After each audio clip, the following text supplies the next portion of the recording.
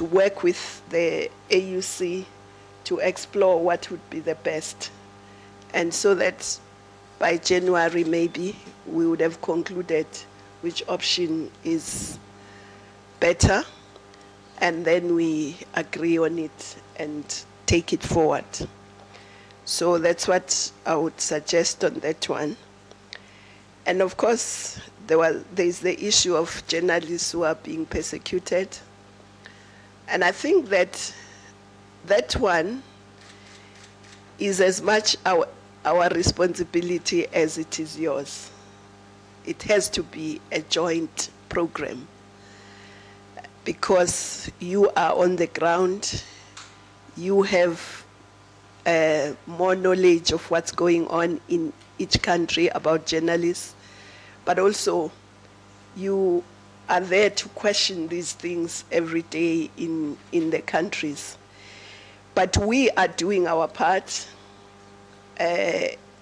to advocate for freedom of the press, publicly and privately. So we'll continue to do that, but I think if we club together, we may have more influence. And even now, it's the year of human rights, of course with special emphasis on women, but the rights of the media should be an integral part of the rights that we are talking about. So I would say that, yes, we're doing our part. As you said, a lot more needs to be done, but not only by the AUC, by all of us. And then there were other issues about, which you mentioned, but the discussions about the flagship projects, about first 10-year plan and all that, those will be discussed again here. So, and of course, we also need to work together to see how we can have a better media landscape in Africa. But let me say that this joint forum that we have today, and every year and maybe once a year, we have to touch base. And I think in the discussions of what relationship we should have, we should also work out what is the best way of meeting, maybe meet at regional level or whatever. I think let's start working on that so that we come up with a proper way. Maybe once in a while we come together, but we also meet at regional level. It's just a suggestion, but work together to concretize it. And of course, with Agenda 2063, we also work with a lot of partners like the ECA, the ADB, and the REX. And so I think it's important to also see how we can strengthen the work. I know ECA does have an annual meeting of editors and media owners. So let's see how that fits in.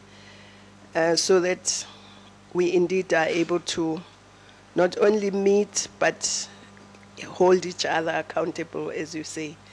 But not only hold the AUC accountable, but hold governments who have agreed to these decisions accountable. And if you are aware, as you are now on Agenda 2063, then you are able to say on health what is happening, what are the plans, and in every aspect. So I think we are very happy with what is going to happen. And of course, there is NEPAD also here in South Africa, and I think we should also rope them in all this so that they also assist you, because they are the implementing agency of the AU. But Just to come back to Agenda 2063, it's a framework, as you said, not to be achieved in 2063, but to be evaluated by the rest of the world in 2063. But implementation has started, and it has to continue until we get there. And it's really to have an Africa that's integrated, so we must look at issues of integration. A continent that's prosperous, so we have to look at what would make the continent prosperous and how what progress is there. And it's also to have a peaceful continent, as Mahlati was saying, to silence the guns and to have less and less hotspots. Like now, I see you have put me on the program this evening and tomorrow, but I have to go to Angola to discuss some hotspots. So, so we need to get to a point where the hotspots don't consume a lot of our time. But we also need to have a continent with this agenda that is driven by its citizens. And I think that's very important because, as you yourself said, before the AU was looked at as a club of heads of state who meet and go, but we need to involve more and more our citizens. And we are trying, but there's still a lot more to do to involve our citizens. And of course, that way, if we are peaceful, integrated, prosperous, driven by our citizens, indeed we will be very influential in the world. So that's what it's all about. It's about our people enjoying prosperity, shared prosperity, enjoying peace, and being the drivers of this continent. The first 10-year plan emphasizing a number of areas that we think we cannot move without. And those are the skills revolution, because it's clear that having made the assessment of what are the skills gap in the continent that we have to fill before we can truly implement Agenda 2063, they are massive. So that's why we have said we need a skills revolution. But we also need it because we have a young population which needs to get the skills, the education, so that they can innovate, they can create jobs, and they can get decent jobs. So, and we have to also shift the emphasis from social sciences. Yes, we still need them, but we need to shift more towards the STEM areas, which is science, technology, engineering, maths, and of course, with that, research and innovation. We need to empower our women. They are the majority of that youthful, this youthful continent. Infrastructure. Now, agriculture, agro-processing, industrialization, trade, investment, democracy, peace, and inclusive and good governance. The first speaker talked about tourism, which is very important, and he talked about more sectors now going to be using robots, and tourism will always remain people-centered. Of course, but not in Africa. I hope we are not going to be wanting to use robots in Africa. I think I would go crazy working in a shop floor just with robots, with no people. But at the same time, robots don't pay tax. They don't contribute to the pension scheme. So, but we'll still need tax for education, for health, so in Africa, I think we should go slow on the robots. And of course, for tourism to succeed, we need infrastructure. Nobody wants to go to a dark city where there is no electricity. They don't want to visit a village where there is no electricity. So infrastructure, energy is critical. You quoted France. It's true, France probably has the biggest per capita tourism. They receive more tourists than their own population a year. But they make sure that there are no blackouts there. There is electricity everywhere. And they make sure that the cities are really functioning and held by senior people. That's why you can have a Chirac, who was the mayor of Paris, becoming the president of France, because they've understood that those cities need to have very strong and experienced leaders to lead them. But also, tourism without proper transport infrastructure.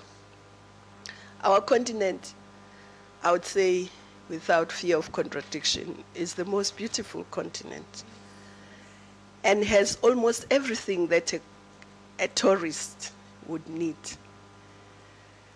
But moving from the airport where you arrive to the mountain where you want to hike, or the sea, or is a challenge. And you miss out also when you fly all the time. You miss out on the beautiful, spectacular landscape. So transport is very important. Yes, air transport to bring people, but rail, road, to take people around. So that's very critical to improve tourism as well as other things. Of course, technology. If people can't communicate, they won't come. If they think once you are there, you are cut off from the rest of the world. They want to communicate all the time. They want to send pictures of what they are taking all the time. So communication is going to be very important. They want to eat.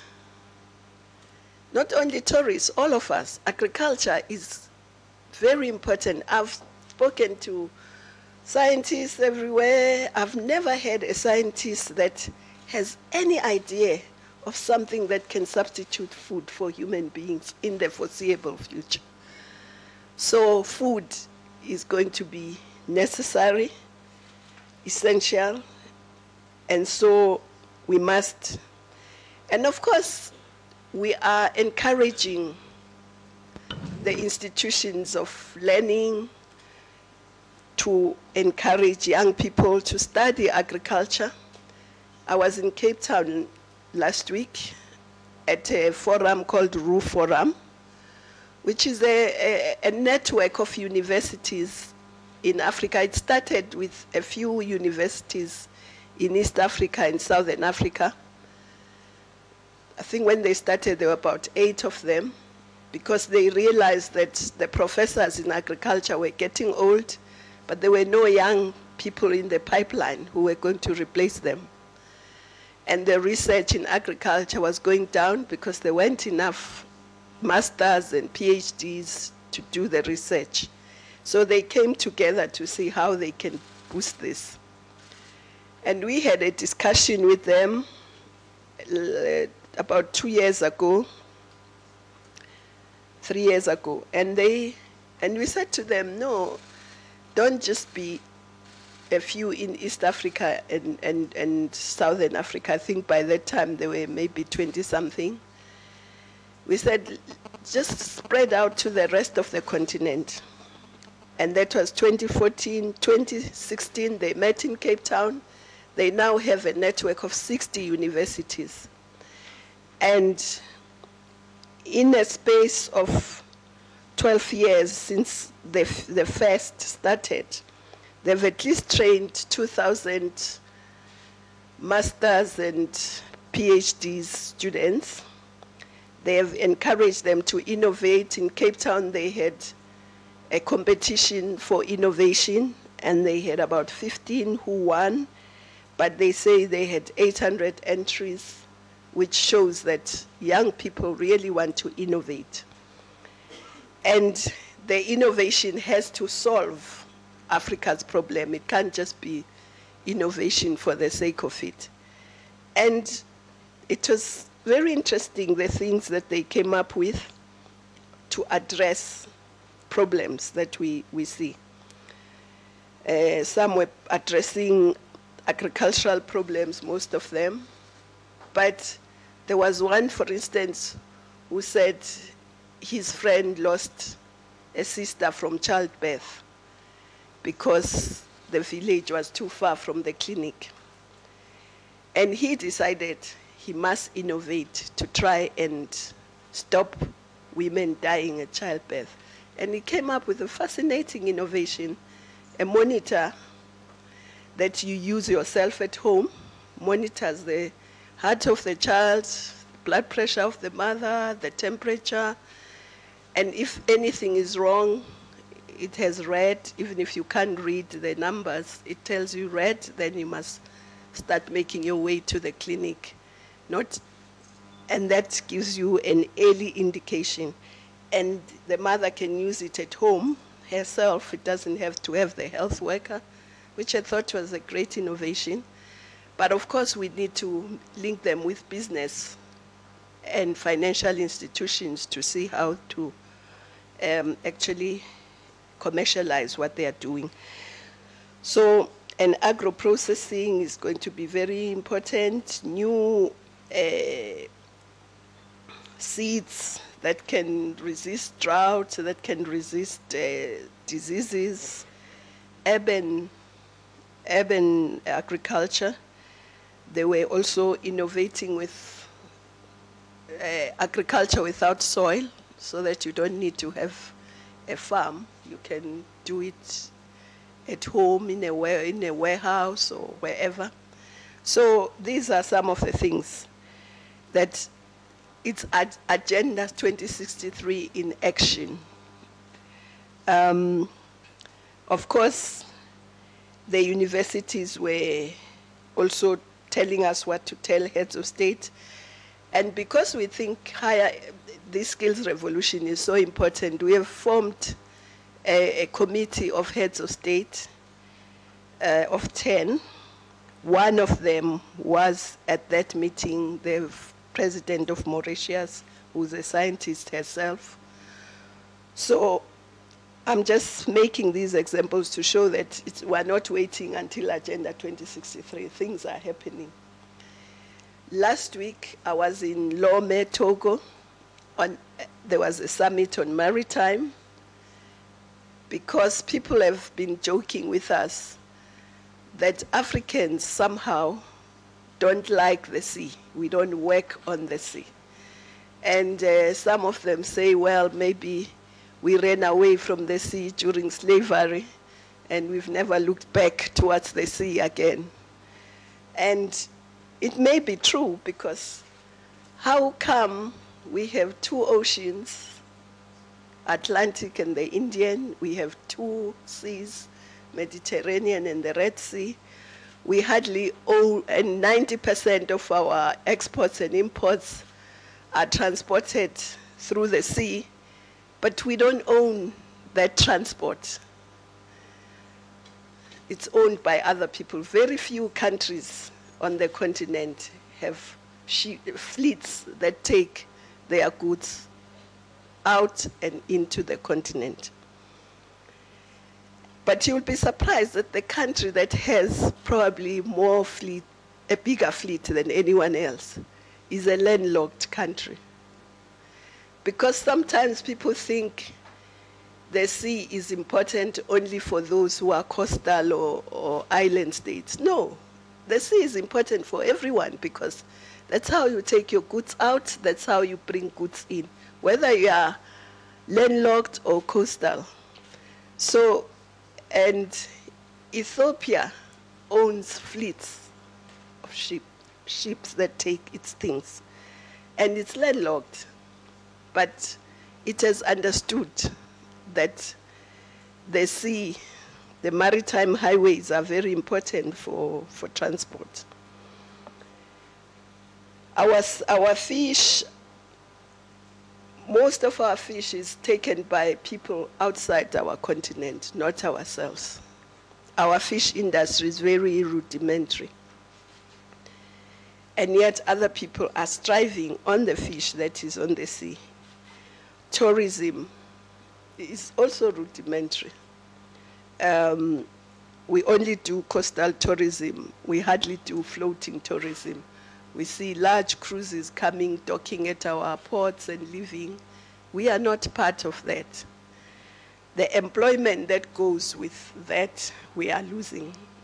And yet, we were having discussions with the Norwegian Ship Owners Association, and they were telling us, of course, the Norwegian Ship Owners Association have the largest fleet in the world from the time of the Vikings. So they use the sea very effectively. Their economy is basically around the sea. And they were telling us, of course, that they don't have enough Norwegians to be on their fleet. So they train Filipinos, Thais, Chinese, to bring things to our shores. Why can't we say they must train our own people, at least to work on those ships before we can have our own? But I'm very happy, and also just training in the maritime space, there's lots of things that we can train on in the maritime space. People are looking at deep sea mining. Some of the people have even mapped out what minerals are on our seas without even telling us. So maritime is one of very important for tourism, very important for economic growth. It's the next frontier for economic growth. Everybody is talking about the blue ocean. So that's what we were talking about. But it's part of Agenda 2063 in action. And we are, and hopefully some of you can participate. A charter was agreed upon there, but that charter is more about security. So we have agreed that we are going to have an annexure to that charter that looks at development issues, and we are going to develop it. And so maybe those who are interested, we can invite you as a TIF to send a delegation to those discussions if you want, because we need to reclaim the sea as an economic space for us Africans. So, of course, there are lots more other things. We are trying to get African countries to come together to create a single African aviation market. That's difficult because somehow we make agreements with outside people, outside airlines, and we don't make agreements amongst ourselves. And as a result of that, we have lost 40% of our own aviation market. And if we don't do something about it, we are going to lose even more. So what we have decided is that this was supposed to have been implemented in year 2000. Nothing has happened. Year 2000, we had 60% of the share of the market. Now we only have 20%. So we have lost by not implementing our own decisions. So what we have agreed now is that we should just get those countries that are ready. We've got about 14 countries that are now ready to work, that are working together to see what they can do amongst themselves. Because if we wait until all 54 are ready, it means we will have to go at the pace of the slowest, which is not ideal. So also, we must also, as the media and ourselves, look at our heritage. And that's part of tourism as well. Africa has huge heritage, which we have not really popularized enough. Maybe the only thing that has been popularized are the Egyptian pyramids. Some of you may not even know that there are more pyramids in Sudan than in Egypt. But people don't know because we don't popularize. Things like maybe the city of Carthage in Tunisia has been popularized a bit, but there are lots of things. The Zimbabwe, Great Zimbabwe, Timbuktu, the Makondes, our paintings, our sculptures, our gold, our rock paintings. These are the things that, as media people, you should be really looking at, and as tourism people also. The rich biodiversity that I say, there's land, there's ocean, majestic mountains, rivers, lakes, forests, deserts, the savannas, islands. What is it that we don't have? Maybe that's what we should mention. And of course, now we are home to the second or third largest film industry, Nollywood. Writers, musicians, actresses, actors, talent is there. Now we're seeing African fashion as well. African fashion.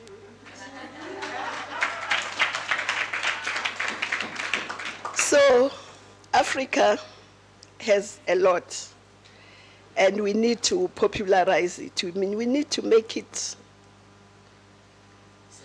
cool. You need to make it cool and sexy. So, and our young people are very keen to learn, to travel across the continent. They are technologically savvy, and girls are more assertive, as they should be. And so everything is there. We just need to make sure we push by putting it out there. Of course, Mahlatsi, when something is wrong, you say it. Nobody says you mustn't say when something is wrong. You say it. But at the same time, when something is right, you say it. When something is happening, you report about it. So that's all we are asking. We don't want praise singers. No. We just think we should report on what's going on in Africa, and there's a lot. So just do that. Of course, the program director or somebody, or maybe the DDG talked about ownership of the media.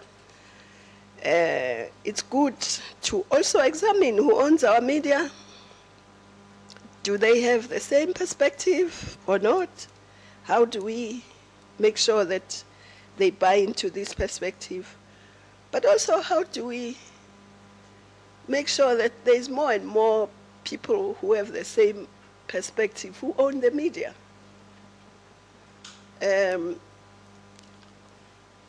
Because in some countries that I will not name, you can buy 4 newspapers and the stories would be the same, and you wonder why you bought all 4. I will not name those countries, but some of you may guess. And it's not just it's the same stories told from different angles. No, it's the same story from the same angle. So I think diversity in ownership will also assist to be able to tell the African narrative. So, your responsibility, I will not say a lot, but I was also interested in, there are lots of reporters that you have, war reporters, you have all sorts of reporters, but now I see they are also reporters, developmental reporters. So maybe we also need to encourage developmental reporters to look at all these things that I'm talking about. But this was just to just give you a rough idea, because details would be given. And of course, public broadcasters have a very important role in society to inform, to constructive criticism, but also to promote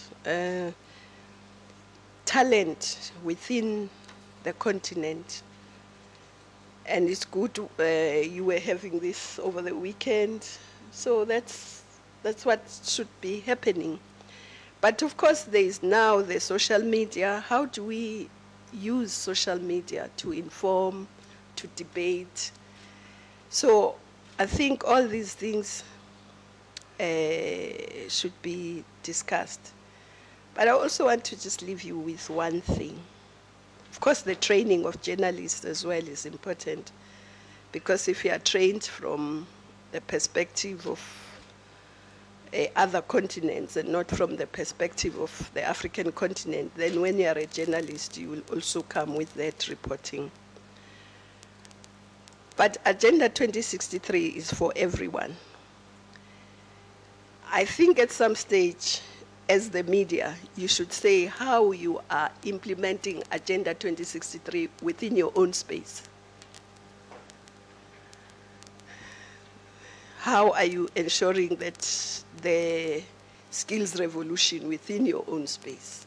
How are you ensuring the empowerment of women within your own space? All the things that are in Agenda 2063, a lot of them are applicable in every sector. So it's not just to report about what the AU is doing, what the governments are doing, but also as the media. Yes, you are doing well, I can see Mahlatsi is there, but really within the media, women, young people, technology, everything you should also be looking at within your own space and say, this is our Agenda 2063 as the media. This is where we want to be in 2063 as the media. So with those few words, thank you very much.